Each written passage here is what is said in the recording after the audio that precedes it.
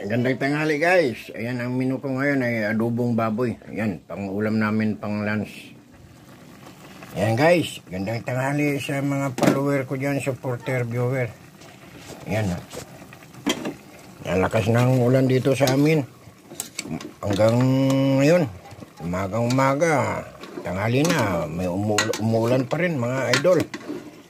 Ingat tayo, hindi pa umalis yung bagyo. Ayan yung binili kong karne na buto-buto pero hindi man buto masyado. May malaman naman siya. Ayan o. Naadobo ko. Napatuyo-tuyo ko lang ng konti. Yan, nalagyan ko ng sili. Inadobo ko sa luya, bawang, sibuyas. Yan. Para mawala yung lansa pag may nalagyan mong luya. Masarap siya.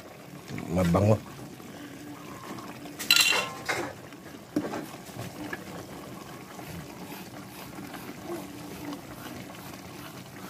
Yan po. Thank you for watching mga idol.